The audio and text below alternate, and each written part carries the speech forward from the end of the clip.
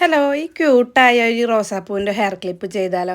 അതിനായിട്ട് ഞാൻ സാറ്റിൻ്റെ റെഡ് ആണ് എടുത്തേക്കുന്നത്, വീതി ഉള്ളതാട്ടോ എടുത്തേക്കുന്നത്. അത് ഇതുപോലെ ഞാൻ ഒരു 5 സെൻറ്റിമീറ്ററൊക്കെ നീളത്തിൽ ഇങ്ങനെ കട്ട് ചെയ്തെടുത്തിട്ടുണ്ട്. അപ്പോൾ 2 സൈഡ് ഉരുക്കി കൊടുക്കണം കേട്ടോ, അല്ലെങ്കിൽ അതിൻ്റെ നൂലിങ്ങനെ വിട്ടുപോരും.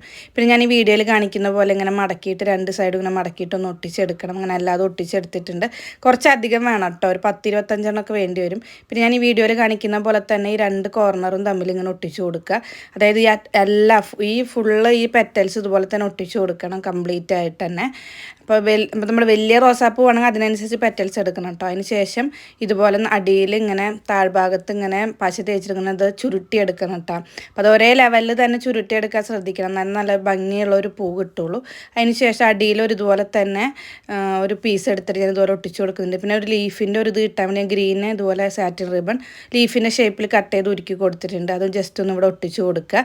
അതിന് ശേഷം ഒരു അലിഗേറ്റർ ക്ലിപ്പും കൂടെ വെച്ച് കൊടുത്തിട്ടുണ്ടെങ്കിൽ അടിപൊളി ക്ലിപ്പ് റെഡി ആയിട്ടുണ്ട് കേട്ടോ. അതപ്പോൾ നമുക്ക് നല്ല ക്യൂട്ടാണിത് കാണാനായിട്ട്. കുട്ടികൾക്കൊക്കെ വെച്ച് കൊടുത്തിട്ടുണ്ടെങ്കിൽ അടിപൊളിയായിരിക്കും. അപ്പോൾ എല്ലാവരും ഒന്ന് ട്രൈ ചെയ്ത് നോക്കണം. ഇതുപോലത്തെ DIY ഒക്കെ ഇഷ്ടപ്പെടുന്ന ഫ്രണ്ട്സിനൊക്കെ ഒന്ന് ഷെയർ ചെയ്ത് കൊടുക്കണേ, ഫോളോ ചെയ്യാം.